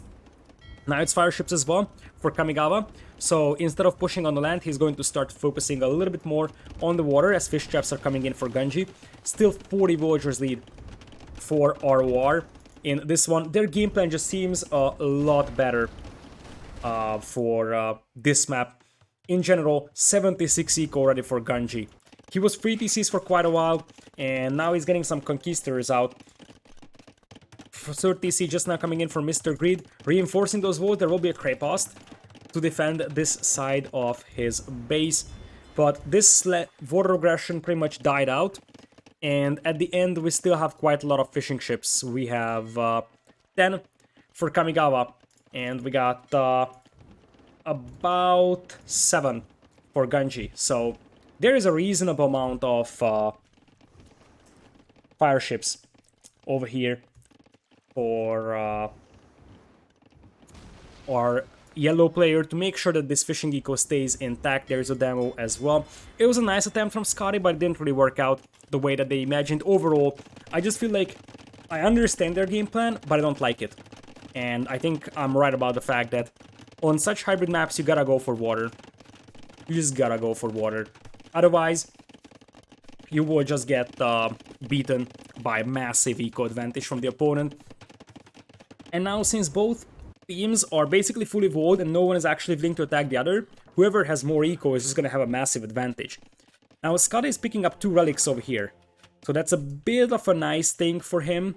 He's on free TCs, and never underestimate Lithuanian cavalry with +2, especially if they actually get +3 from that final relic over there. But still, 60 villagers difference is massive. I feel like the biggest problem they're gonna face is that Ganji might just go for a forward castle. Like, Scotty and Mr. Greed are playing so defensive that you could really consider a forward castle now, and Ganji can definitely afford that. You drop a forward castle somewhere around over here, and suddenly you can start cutting off your opponent's base, or maybe even drop it right next to the monastery and say, okay, whatever, I'm going to take that monastery down with it and deny you from all accessible relics very, very easily. Mr. Greed is missing Boso as well, no heavy blow for them either. And now it looks like Bloodlines, heavy blow as well for Ganji. He's just gonna keep booming, and he will actually drop the castle over here on the north instead. The fishing eco starts to kick in now for Kamigawa. I think he might have added a bit more fishing as well. So he's gonna have to start adding fish traps, but it's 84 eco, 101 for him. And this is a much, much better eco for them right now. So I feel like we're just waiting for the time when they actually start punishing Scotty and Mr. Greed for not going for water. So, with that, there is gonna be the castle going up for Ganji. This tower is still in here, but it's actually being taken down slowly by this other tower. So, free TCs still for Ganji, going for TC number 4. And now the knights will dive in on this town center. There is a couple of knights over here for Scotty. He's gonna get the iron casting as well. No second defense upgrade yet. The biggest problem is still the camels and also the conquistadors being able to run away from this one. One voyager goes down, monks are out, one monk goes down. One conversion is in, and that's all. Somewhat unlucky conversion RNG over here for Scotty. But I don't think this is what matters. What matters is this insane eco lead, and we got some petards coming in from our red player somewhere. I don't see the petards just yet, but I would think that they want to blast their way through these walls. There's a Krepos there, so that won't really work. But I like the idea of trying to use those to blast through the walls.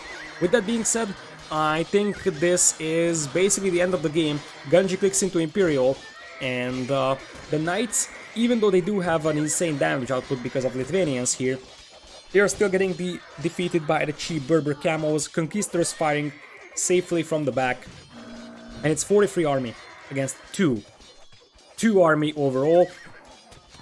And with that, there's just nowhere to go for Scotty's team. They are behind by 50 Voyagers, so they just got outboomed here. Plain and simple, they just got outboomed. No fishing eco versus fishing eco. I think this is going to be an important thing for other teams to notice, though. That, you know, on water, you gotta go for water on this map. At least one player has to go for water, but I feel like the fishing eco is giving you a so big boost that you just can't neglect it. It gives you a very nice mid-game boost as well. Voyagers being quick-walled in here as this TC slowly goes down. Voyagers will not have a chance to run away. It's 40 army against 7. 228 versus 171 Voyager count as Mr. Greed is trying to tech into Pikemen, but I mean, they're gonna be up against 2 Imperial Age players with absolutely no hope of stopping all these conquistadors or so.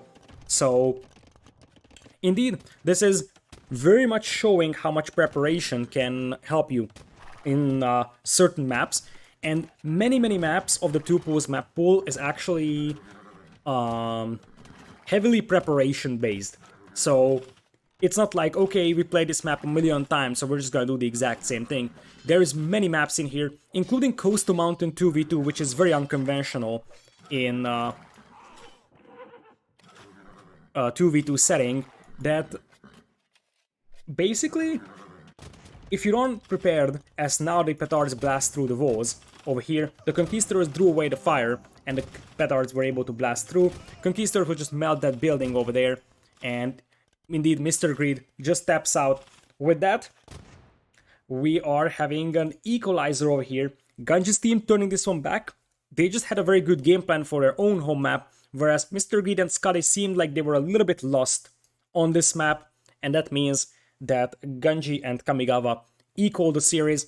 If you just take a look at the ecos for a brief moment, you're going to see, I think this tells the whole story of the game. 32,000, 30,000 resources combined versus 24 and 21k.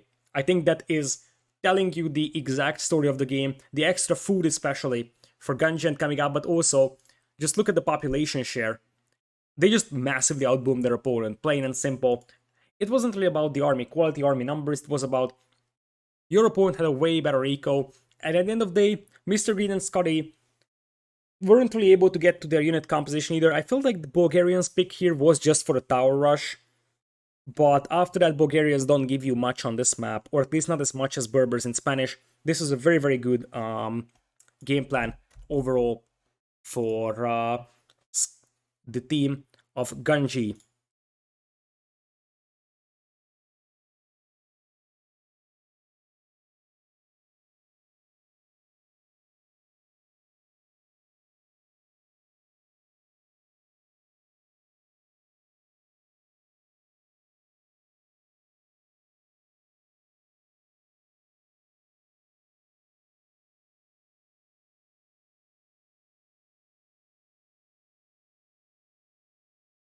Oh, I wasn't talking. I had my microphone muted, I apologize. But basically what I wanted to say is that Scotty and Mr. Greed's home map is coming up next. It is gonna be either Eruption or a Team Acropolis.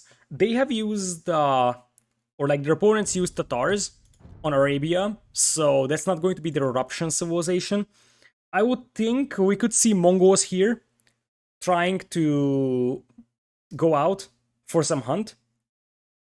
but we will see. When will Nilia and Jordan play? Most likely Sunday is their set. It's not confirmed yet. The schedule of the second round of qualifiers, so tomorrow and Sunday, will be confirmed after the sets today, so that we know the matchups as well. But most likely they will be having their recs shown on Sunday. With that, we can jump into the next game over here. It is going to be apparently Team Acropolis. So we're going to have Kamigawa as Burgundians in yellow. Ganji will be playing red Vietnamese, whereas on the other side we'll have Mr. Greed playing as Mongols in green and Burmese for Scotty in blue, two fast castle civilizations. It's going to be interesting because at the beginning, Burmese struggle quite badly against archers. However, once you get to good Arambai numbers, they can be a very, very dangerous civilization. And here's the deal. We did have some discussions about this one previously, but this map actually does feature extra boars down here. It is risky to bring them in because they're quite far away. However, if you're willing to take the risk, then you can get a very, very nice extra food. And I was waiting for players to start picking Mongols on this map because of this.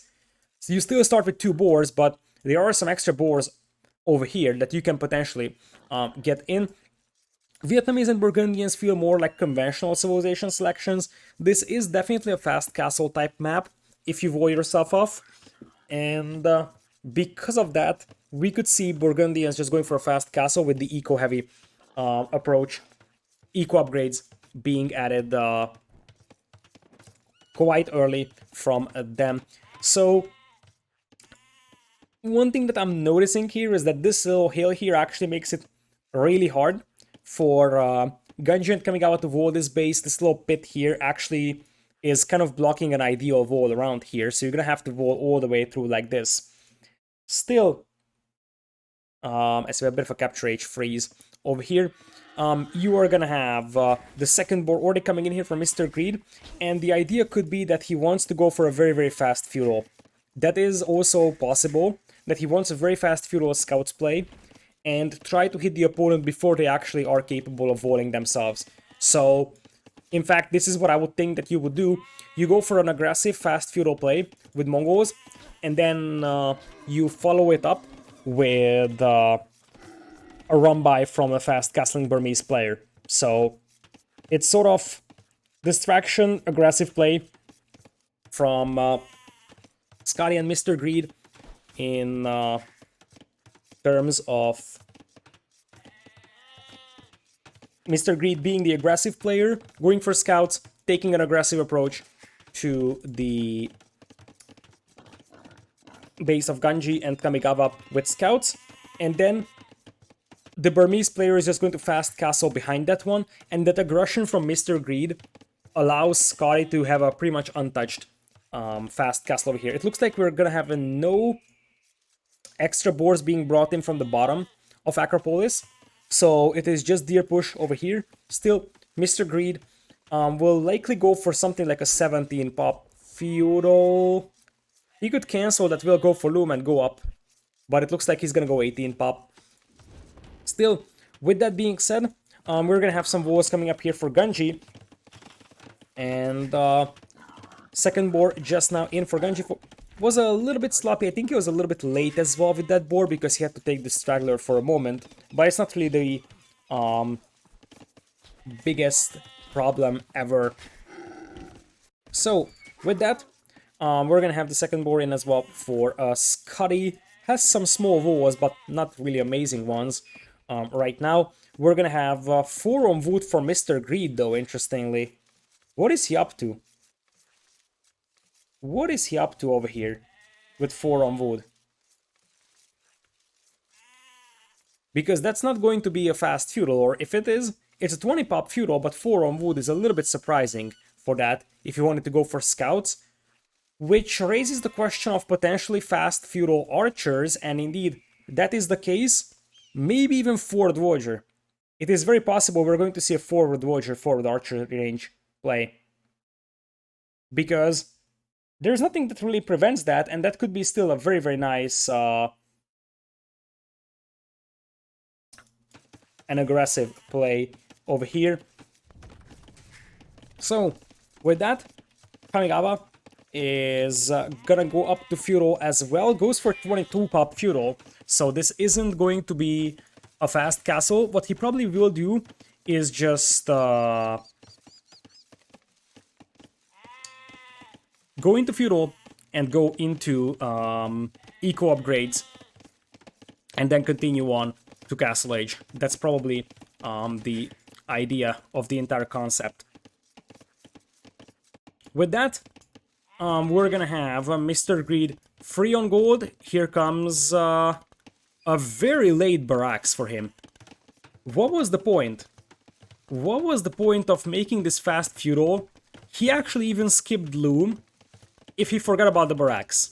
Oh my goodness, that's a disaster. That's a disaster. I'm not sure if he wasn't able to afford it or what, but that's a very late barracks, and you pretty much lost your feudal age advantage here. You skipped loom for this one, you see that by the time that archer range is finished, he actually finishes loom and one more villager. So that wasn't really ideal. We got a bit of a scout scuffle over here, and one scout and one villager gets picked off by Mr. Greed and Scotty. We'll see if they actually end up losing one of their scouts though. Now they will just disengage. Nice unit control over there from Mr. Greed and Scotty. The first villager casualty of the game has occurred, and it's going to be double range archers from Mr. Greed. Whereas for Scotty, he's also going for feudal, and he's going for scouts. So they just want to play standard scouts and archers over here. I'm not sure if I like that or not, because Ganji is going to go into fast castle crossbows. So with that, we're going to have a stable for Kamigawa going for his own scouts over here. Obviously, Burgundians won't have bloodlines, which hurts very, very badly for our yellow player in late feudal age if he's actually forced to take these fights. But I feel like on this map, wars and fast castle seems a little bit more legitimate.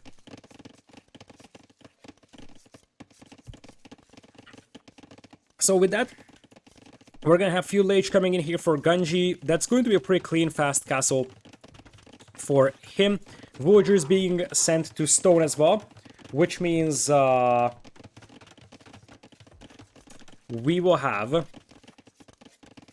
red and archers most likely coming in for our red player. Makes sense because especially you're up against potentially archers, later on Mangudai. Red and archers are fairly decent against that play. We'll have Market Blacksmith up, which is also a sign towards red and archers. Otherwise, it would have gone with archer range Blacksmith. And we'll have some archers running through the map over here, as there is not a lot of defensive scouts just yet from our yellow player. Also worth noting that Kamigawa isn't getting the Castle Age eco upgrades just yet. He got Horse Closer and Double Bit Axe, but that's all for him. Waiting for a couple of scouts to pile up. But here's the deal. Here comes the scouts with archers supporting, which means that Ganji is gonna have a bit of a hard time over here protecting his wood line. He can fall back to all these wood lines, but that means that he's gotta replace that lumber camp, which hurts a little bit over here. Scouts, however, will actually intercept the archers. That's a nice find. Being able to pick off an archer like that is always very good value for your scouts. There's a spearman here as well trying to take down the scouts, and now this will force a retreat from Scotty and Mr. Greed, but I think this is just helping Ganji go up to Castle Age here for red and archers. And I understood if the game plan wasn't perfect for Mr. Greed and Scotty for the previous map, which wasn't their home map, but this is their home map, and I feel like they gotta come up with a better game plan other than feudal age pressure.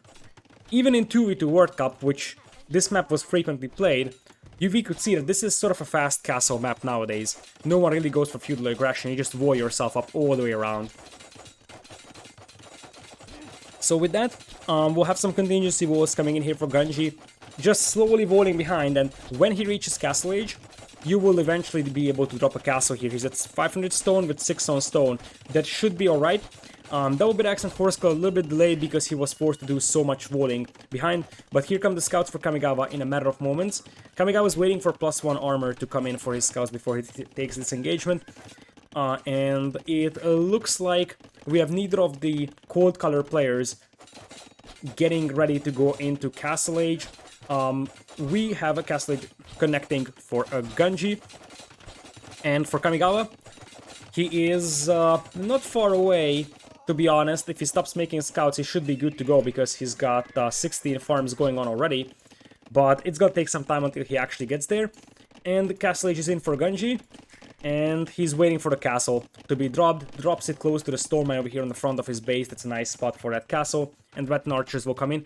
All these scouts feel like over-investment, so to say, for Scotty, because he's not really getting any benefit from them. And we have noticed this for the Arabia game as well, that Scotty went super heavy on scouts. But I feel like in this situation, this doesn't give you much. Here's going to be Bloodlines, so his scouts will now be better than the Burgundian scouts. But the best case scenario for them is to trade off these scouts to the opponent's scouts over here.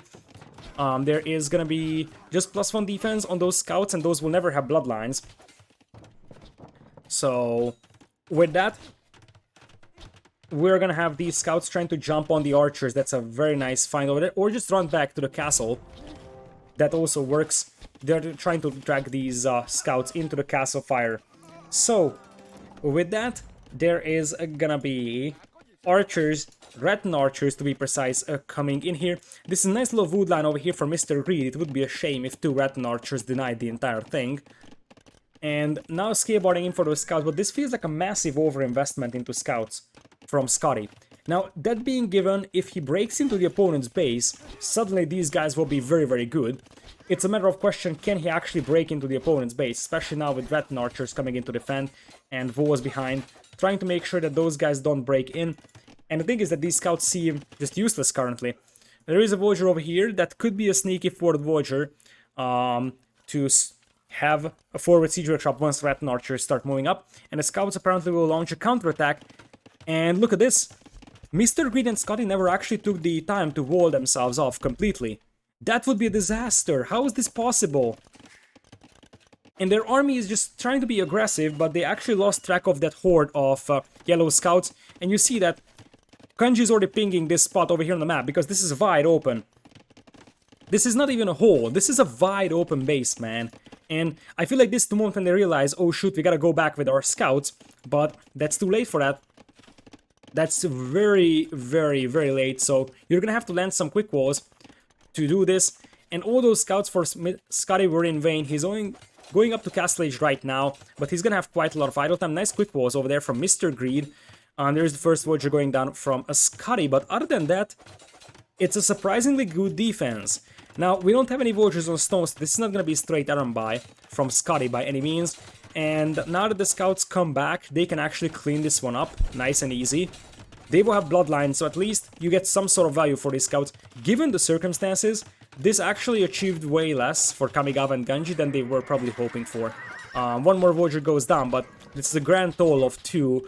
I'm not going to say it was a very amazing engagement. What is more scary for Mr. Greed and Scott is this. Rattan archers moving up, and they have no tools for dealing with them. Once they have knights, it's gonna be fine, but that's the main problem they're facing, and the scouts will just disengage. Scotty and Mr. Greed just keep trying to find a spot where they can take a fight, but Ganji and Kamigawa just keep evading those fights, and now they will drag those scouts into the fire of the Rattan archers. So you see Rattans are coming in. They will take a shot on the scouts, and the scouts will return. Forging now coming in for Scotty, and I feel like with this many scouts, you actually consider Light Cav upgrade, especially given the good condition of these. Light Cav for Kamigawa as well, interestingly. So he's believing in Light Cav as well. That's a little bit more surprising considering that he doesn't really have a lot of scouts, and these don't really have an amazing condition either. Rattan is now trying to deny the wood line, and I think it's no surprise that if Mr. Greed actually has a breach on his Voes here, and he doesn't get a TC up here, he's gonna lose all his Vultures over here. He's rushing up the TC right now. Scouts will jump on the Light Cav. That Light Cav upgrade is a little bit too late for Scotty, but now he's actually able to take that fight, and he's got Bloodlines, waiting for Crossbowmen from Mr. Greed to come in over here, and they could trap that army over here really nicely. These are going to be +1/+1 Light Cav with Bloodlines. These have no Bloodlines, but +1/+1 is over there as well. And now you isolate the Rattan archers, and you actually jump on top of them with the Light Cav and +2 defense. Crossbows will pick off the Light Cavs from our yellow player, and this turns out to be a good fight for Scotty's team, even though the pathfinding of those Light Cavs is sort of disastrous in this specific engagement. So, with that, this is a cleanup, and one thing that you won't really have when you would go for Retin Archers is good production. So you only have one castle worth of Retin production. You see that that's a serious bottleneck in comparison to double or maybe even triple ranges of crossbow production. So yeah, Retin Archers are eating archers, but you don't really have the production for that. I like this move though. You actually lure in those boars at the bottom, which will give you a nice little food income. Over here will be free TCs for Ganji, will be free TCs as well for Kamigawa. Over here, third TC coming in just now for Scotty, as Mr. Greed is playing with only 2. And still no villagers on stone from Scotty, so he's gonna continue with knights. It's actually only single stable knights, apparently. So he's not really committing a lot to the feudal fighting. Well, he did commit a lot to feudal fighting, it's more about the castle age. Early engagements that he's not really committing to. He will try to get some raids in maybe on this TC, but I'm not sure how much that could do. I think the best is to keep this light cav around for now, because it's gonna be a nice unit to mix into your knights once you're trying to take an engagement against Ratans. Because what you're ultimately hoping for is that you can kill the opponent's Ratans with your cavalry. Here comes the light cav. Nice move from Ganji to jump into the TC, and they will not be able to take down any unit for now.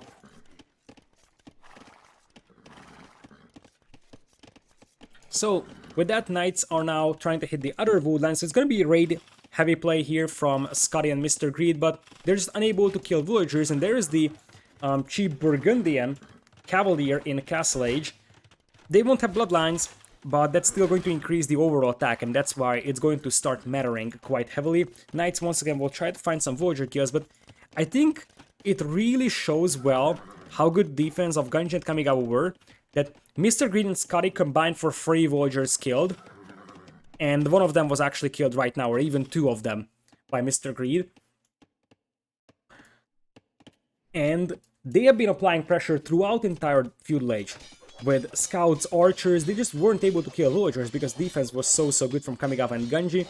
Now house walls are coming in here, so once again, defense is very nice from Kamigawa, keeps those knights at bay, and now that's quite a lot of Rattan archers. That's an awful lot of Rattan archers actually. Ballistics just now coming in for them, they also have the hill advantage over here, and to be honest, now those crossbows are in trouble because light cav will not beat the cavalier, and light cav won't really be able to destroy that many Rattan archers, and neither will the crossbows.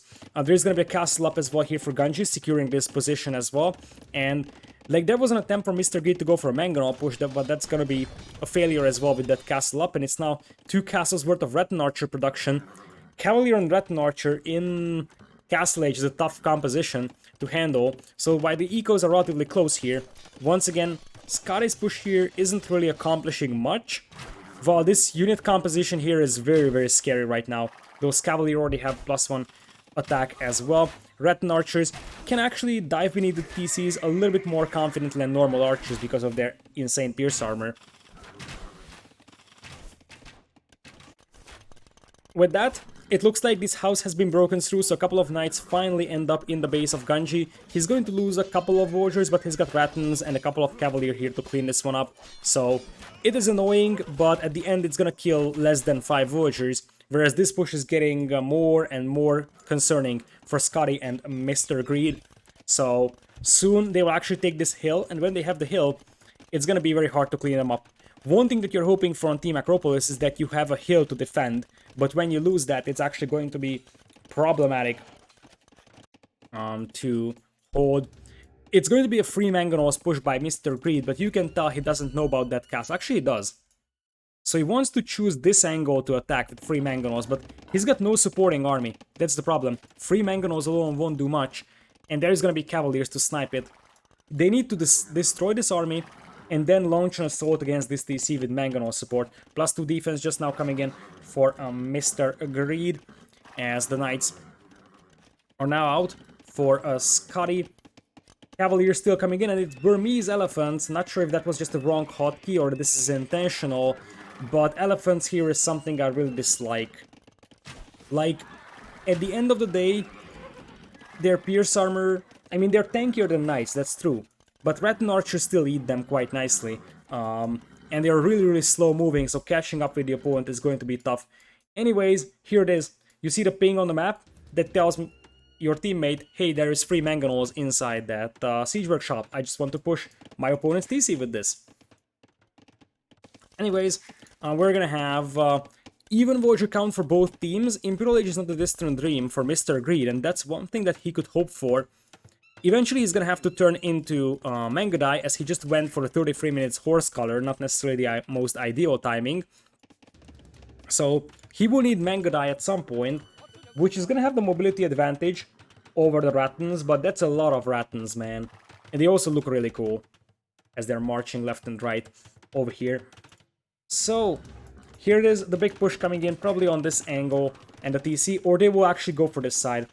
Voyagers just now coming out. That could be a lot of dead Voyagers for Ganji, the first actual big Voyager raid from Scotty and Mr. Greed, and that's a scary horde of units. I mean, we're talking about how many knights? 20 knights.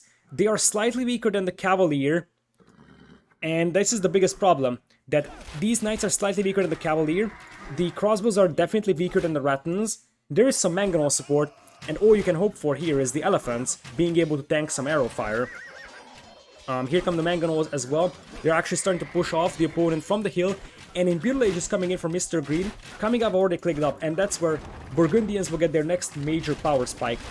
If Burgundians get to Imperial, they can actually immediately research Paladin for a fairly low cost. It's still going to take 2.5 minutes to research it though, and that's the biggest thing, I believe, that it is cheaper, you can get it faster. However, you still need to wait for it quite a lot, and timing is extremely important right now. I think Ganji can hold these walls for a while now. You see, he's got stone walls over here. This is a weak part still, but he house walled this one, and once again, Mr. Greed and Scotty doesn't really have a push into the opponent's base.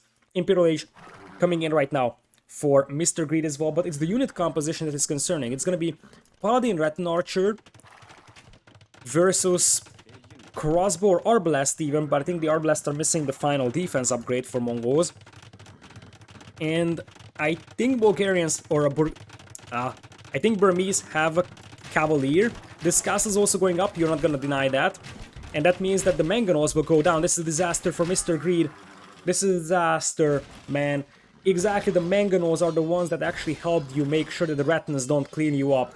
And that's a disaster. Because now that there is no manganose, the Rattans are much more confident taking this fight over here, even though the cavalry is not here just yet. Instead, they're raiding the opponent's base here, hitting the food eco of Scotty, who's losing quite a lot of Voyagers in the process. Rattans now taking the fight over here. They are still Castle Age Rattans though, but all these units are Castle Age units. There is full upgrades from Castle Age for Kamigawa's Cavalier. In fact, he already has +4 defense, which is even more important. And yeah, this game feels over, to be honest. We're looking at 31, soon to be Paladin, and Rattan Archers cleaning up those crossbows just before they would be upgraded to their Imperial Age counterpart. I think the civs are better here for Kamigawa, and we talked about this tournament being very, very preparation heavy, both in terms of math, both in terms of picking civs and drafting civs. This is one of the more unique things in this tournament, that many tournaments, yes, the civilizations are important, but not as important as here. So, really, good gameplay is just as important as a good draft in this one. And this values teams that have a good preparation, have good ideas on how to use civilizations that they might not necessarily like. And I think they use Burgundians really, really well in this one, because you can't really see Burgundians having the problem of, hey, we don't have bloodlines. So, with that, now it is Imperial Age coming in for Scotty, but now they're behind by 40 Voyagers, and more importantly, 86 military against 14. So, Ganji and Kamigawa, firm control over this game. After a scary first game, now they are actually in charge of this one, and now it's Paladins, and Burmese don't have Paladins, so now it's gonna be an Arambai switch, but I mean, Scott is sitting on 53 Voyagers, and I feel like that's gonna be way lower in a matter of seconds. So, with that, indeed, GG is called. I don't really like this feudal age aggression, to be honest, from Mr. Greed and Scotty. Nowadays, Acropolis is so well defendable that it's nearly impossible to push into your opponent's base in feudal with scouts and archers. They invested a lot into their scouts. The other thing is the unit composition. Like Burgundians and Vietnamese with the Rattans, that's a much better unit comp than what Mongols can bring to the table mid-game. Post-Imperial, obviously, Mongols have an insane unit composition, but that takes forever to get to, especially against the civ like Burgundians that can get to fast paladins.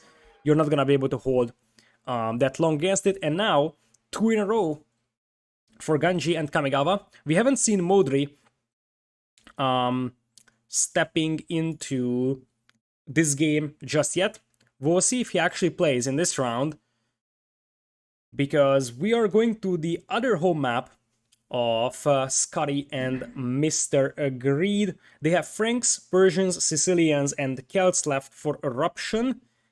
And the thing is that you either go Celts, and that's gonna be your Archer civ, and you lack Arbalest, or you go Sicilians, which isn't really an amazing Archer civ, but at least has Arbalest. Other side, Britons, Malay, Portuguese, Turks. I feel like this could be Turkish light cav for anti-archer use, or I think... Oh, it's tricky, because I feel like Portuguese and Malay are left for Forest Pond. Because those are both good water civs, and Portuguese can be a good cavalry civ as well. So it's gonna be Turks, Britons most likely. First time you have seen Forest Pond? Well, you gotta watch the old Tupos recorded games then, or, well, the VODs from that. Because Forest Pond is a crazy good map. So it's definitely unique in its own way. And we're going to Eruption though. And that means that we are gonna have Capture Age. Capture Age. Alright, so welcome to Eruption. Over here we'll have Kamigawa and Ganji playing on the left side as Turks in yellow and Britons in red. No surprise about that, Turk will be your cavalry civ here with mostly light cap for the extra pierce armor, but they do have good knights as well, so unless you need paladins in late Imperial, then you're gonna be good to go. And I don't think that this map usually goes into post-Imperial or so. So the thing is that usually it is decided by whoever controls the middle by like early-ish Imperial. So I think Turks is a good choice here. You probably won't be missing Paladin in this game, that's for sure. With that, Scotty is playing Franks over here, which could be a civ that is used for a Knights flooding Castle Age and potentially even cheap castles in the middle to secure that ground for you. They do have Paladin, but once again, this game doesn't really go into post-Imperial on Eruption in the majority of the circumstances. And Sicilians from Mr. Greed, which is an okay archer civ. It's actually comparable to Aztecs. They don't have Thumb Ring, but they do have a bonus damage resistance, so they actually resist to the arrow fire of skirmishers, for example, a little bit easier. That won't change much though, so they're nice archers, but they're not amazing. Especially the lack of Thumb Ring hurts quite badly. Their survivability is slightly better, but their damage output isn't impressive, and that is sort of a concerning thing for Sicilians. With that being said, we'll have Mr. Greed with what is an acceptable-ish map depending on how he is planning to go. This gold mine is quite bad, but this is workable. Berries are alright, and this stone is also okay-ish. Scotty is gonna have front gold, but this is volable. Other gold, not so much, but it's not the end of the world either. Berries are at the back is nice. Stone and wood defendable. This is a nice base for Scotty. You got Kamigawa's map, which is okay-ish in terms of gold mine. That berry is actually pretty bad. On the front, this gold mine is also quite bad, but he's got a back stone. And lastly, this is an awful gold mine over there for Ganji, and his other gold mine at the back isn't impressing me either. So, with that, we're gonna have an aggressive scouting over here from Kamigawa. Let's see if he actually tries to pick that Voyager off. He could attempt to do so, although it feels unlikely that he's gonna be able to. Finds the town center of his opponent and will make sure he doesn't lose any HP on that scout for now. Everyone else is just scouting their own base right now. With that, we will have no deer push coming in here. Some players actually attempt to push deer from all the way from this ridge to their base for some extra food eco. And the real question is if you're actually going to see fast castles here. Scotty is playing for free on wood, and he went for feudal aggression on Arabia and on Team Acropolis as well. I would think that he will try scouts once again. The question is what Mr. Greed is up to. For now, that is going to be a barracks. It could be a, well, it will be a pre-milled rush. The question is if it's a pre-milled rush into archers, or I think a Drush FC here would make more sense for him. Other side, Kamigawa is free on wood, so he's gonna probably go for scouts himself. And lastly, we'll have 4 on wood, obviously, for our Britain player. No barracks whatsoever just yet, so we'll have to see what he's up to just now. And he goes for loom, so it's a fast feudal archer play from Ganji. It will be a 21 pop plus loom feudal. Now, Ganji, I think, saw the barracks, so he knows exactly archer or militias are coming his way. And he will be very prepared for that. These houses will be interesting. I will have to check how he's walling this. But this gold mine is definitely not great for Ganji, and that could be troublesome for an archer's player. Ganji does see his other gold mine, but that's also pretty bad. On the other side, we have half walls done here for Kamigawa. Not really doing an awful lot of walling, but he secures the front of his base for now. Goes to feudal with what is a 21 pop build. 20 pop from Scotty with his Frankish extra berry gathering speed. Neither of them are really walling that much, and Mr. Greed is the first one that actually is gonna go for some big walls with capital B.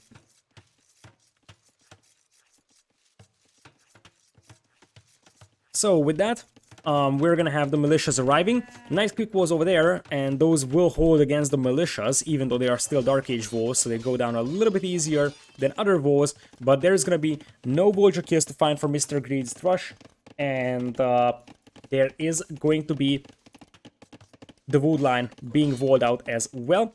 Right now, I think that Scotty will try to just deny this wall from happening. He's gonna be in feudal in a moment, so he will be able to pick off a low HP, or not even low HP, but a high HP villager as well. With that feudal age scout, tries to deny the barracks. This is an interesting idea here from Mr. Greed, because his opponent only has 1 villager garrisoned inside the TC. And what this means is that you can make sure that you deny or at least delay the barracks by running even into the TC fire and trying to delay those villagers, because 1 villager of TC fire isn't really worth much. And it looks like Ganji's not gonna wall his entire base, he's just gonna go for these small walls against the Drush and slowly expand his base. Goes for first range right now, and it looks like we will have a Drush Archers play here from Mr. Greed. Here is the scout. As I said, it can pick off a villager that has loom. It's also Frankish scout with a bit of more extra HP, but there is a scout coming in as well, alongside a spearman. So this should be a good defense for Kamigawa. We have scouts coming in for Scotty. Kamigawa once again is doing a good job fully walling himself, and I feel like if he's successful finishing these walls, there is going to be no chance for his opponent to actually run into his base. Militia's trying to get in here, but they won't really be able to, so 2 archers should have no trouble cleaning this one up here. We'll have some big walls coming in here for Mr. Greed, almost finished with those, and that's going to secure stone mines at the back and quite a lot of wood. And it looks like Scotty is slowly walling himself up as well. He's counting on his scout numbers to be better, or at least even, than the ones from Kamigawa, but Kamigawa is actually not going to invest a lot into scouts. He is going for a couple of them, but I feel like if he's fully walled, he can definitely just say, okay, whatever, I'm going to cast Lage here for some early knights, or, well, if I can actually save up some scouts, then I will probably benefit from the free light cav of Turks as well.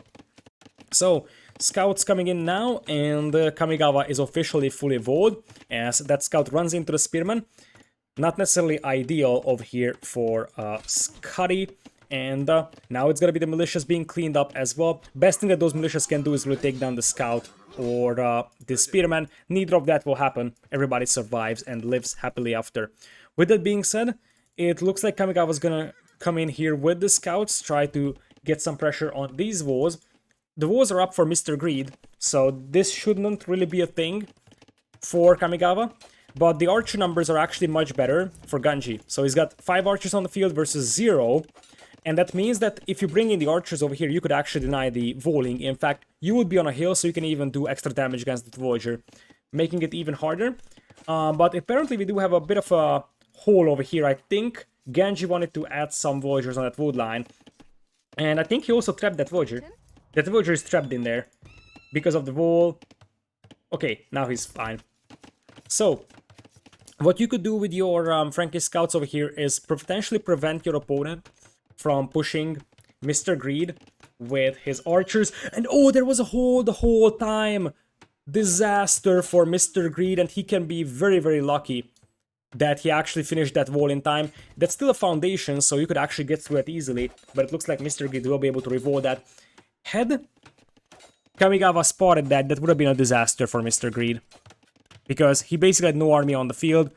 His base is very, very big, so scouts can keep running around. We're gonna have an even trade of scouts over here, most likely.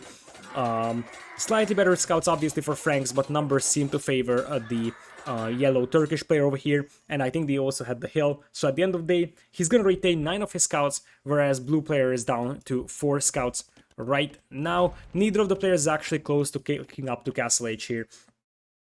So with that, scouts trying to bash their way through the palisade walls over here. That's not going to happen, and now the archers are behind, so they can actually pick off those scouts, even though these scouts already have 3 pierce armor. So that's the Turkish bonus that you're actually receiving over here, plus the free light cap. Now Bloodlines is coming in, which means that those scouts will actually be pretty strong. Oftentimes with Turks you go for a lot more scouts in feudal than with other cavalry civs, and the reason why is because getting the free light cap upgrade, especially considering that it is going to be light cap with a very, very good pierce armor, allows you to have a reasonable force in early Castle Age as well, especially against archers, so you're not as much forced to go for knights as other civilizations. So the free light cap upgrade usually results in Turkish players using more scouts in feudal than other civilizations that have no free light cap upgrade. That being said, looking at the resources, Ganji seems like he's the first player that's gonna be ready to click up over here. He's got the hill here as well. Fletching is in for both sides, no defense upgrades for either. But those Turkish scouts right now are just pretty much the meat shield. They have 4 pierce armor, so those archers are barely doing any damage on them. Nice market walls from Mr. Greed to hold these. These will be the walls that you could actually get through. If you send your scouts here, there is no way a Voyager gets in here in time to revolt this one. So it looks like they will switch target and now head towards our blue player, Castle Age. Going to be on the way for Ganji in a matter of moments. He's going double range and he's already massing more archers back at home. So with that, the archers could potentially get through these walls. If they arrive here in time, that's not going to happen. And the rest of Scotty's base is actually very, very well walled. Look at this. Always house walls and blacksmith behind, making sure that those archers and scouts won't be able to get in there. And with that, stable being attacked down hills, this is going to be a little bit problematic for Scotty. Scotty's scouts are basically unupgraded. So these are Frankish scouts, but no defense upgrades, no attack upgrades on them. They do have the hill, and they're just trying to make sure that those archers aren't really able to deny repairs on that stable. Some panic walls coming in here from Scotty, but you can calm down, Scotty. They're gone. They're gone. It's alright. So he's gonna be on 2 stables and goes for a knight. We'll see if our Turkish player actually opens with knights himself or potentially some camels. I would think that because there isn't really a lot of archers on the field, you could technically open with a couple of camels, but there are those archers. There are those archers, and they're sneaking to the back of Ganji's woodline. If you're patient, you could get a good benefit from this. Like, wait until you have crossbow, because then you have more range and more damage output. Higher chance of killing Voyagers. Scouts also trying to loop around, so they might try to hit the back of Ganji's base. +1 defense now in, and it looks like now they will dive in. Ganji will lose 1 Voyager. I think we'll lose a second one as well. Other side, though, the stable goes down. And that's actually an extremely important disadvantage. Losing 1 stable here is extremely important, because now your Knight production is gonna be quite underwhelming, so to say. There's gonna be a second stable, no problem, but here's the free light cap of Turks. Crossbows from Britain should be able to hold this one for now. And with that, this is 4 walls for Mr. Greed. He's got them reinforced. This is the weakest part of his wall by far. No chance to repair these, and now he's getting university up over there. He knows exactly that's a weak part, and it looks like we're just gonna have the light cap trying to bash their way through these walls. I think he is afraid, and he is right. Mr. Greed is right about making this house, because if you take down this palisade tile, this is gonna be open. That being said, now those are light caps, and we're gonna need some contingency walls over here for Mr. Greed. We're gonna need some more. He's not gonna get housed anytime soon with this many house walls, that's for sure. With that, there is still a couple of crossbows lurking around over here. Knights from Kamigawa now coming in to clean this one up, +2 defense already in for him as well, which also means that those hussars right now have 5 pierce armor. Well, they're light cav only. No ballistics for either of the archer players just yet. There's University and ballistics just now coming in for Mr. Greed. University is up as well for Ganji, but he apparently can't afford ballistics just yet. So TC in the middle from Kamigawa. That's not something that Scotty or Mr. Greed spots, so it's a nice value that you can send 2 villagers out here and get a TC up undetected, because that's an extremely important position to hold, and the first TC over there is going to be quite crucial. Now, the knights have been cleaned up and the crossbows are still around, so technically they could bash their way through these walls, and with ballistics, those villagers won't really have a great chance of actually walling this one off. Especially, yeah, this house is actually fairly weak. Still, it holds for now. Villager count slightly in the favor of Scotty's team, 90 to 82. We're gonna have +1 attack coming in, and that is, ladies and gentlemen, an overchop. Indeed, it's an overchop. Knights had a bit of a hard time running in there, but it is a clear overchop, and that means that Kamigawa currently is off from gold, has some very, very messy eco over here, as he's under heavy pressure. His teammate is coming in with the crossbows, and the light cav are also converging back, so I'm not sure how much damage this is gonna cause, but it's definitely causing quite a lot of idle time. At the end of the day, crossbows, once again, for Ganji, he's gonna have 37 crossbows on the field. There's 34 over here, well, not over here, but overall on the field. Most of those crossbows are getting picked off by longer range Britain crossbows, though, so this actually ends up being a pretty easy cleanup for ROR. But we got the crossbows coming in the middle, TC coming in for Ganji, and that could be a TC that goes denied. Apparently Mr. Greed is slow reacting over here, picks off one villager but runs into a TC fire, but this is very much a deniable TC over here. Ganji is zigzagging away from the crossbow fire. He's gonna have some reinforcements coming in. It is 12 knights on the field though for Scotty as well. Scotty's got +2 defense and +1 attack. Other side, we got +1/+2 as well for Kamigawa. No camos on either side. And with that, we are gonna have crossbows. For now, with the heal for Mr. Greed, where it's only 26 against 35 crossbows right now, with +2 defense, +1 defense only for Mr. Greed, and the Britain faster working ranges are actually extremely helpful over here, from the perspective that it allows you to outnumber your opponent really, really well. And Sicilians don't have tumbling, as I said, which means that their crossbows will pretty much be even, if not worse, to Britain crossbows. Really, the only advantage Britons are getting is range, but that still can be a factor at the end. And now all those crossbows went down, getting surrounded by the Turkish light cav. We are seeing this more and more in tuples, that the Turkish light cav is sort of being used as a, or Turks in general being used as a cavalry civ because of their pierce armor on their light cavalry. They can be a good archer civ as well, by the way. So Turks, especially if you can play cav archers, Turks are very, very good in an archer civ as well. So it's a somewhat underrated, so to say, pool to civilization here.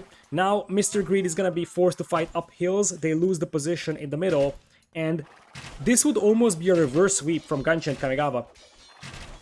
Mr. Greed and Scotty had an insanely good Arabia game, but after that, it appears that on the non-Arabia map they slowed down a little bit, and I feel like the map that hurts the most for them is Coastal Mountain. if they lose this. Because they didn't play bad in this one, or even the previous one, but Mr. Greed and Scotty didn't have a good game plan for a Coastal Mountain game, and I feel like that cost them a lot. And with that, Ganji and Kamigawa, after losing the Arabia game, in what was an amazing game, by the way, it was an excellent game, to be honest, winning 3-1 against Scotty's team, so ROR moves forward into the deciders.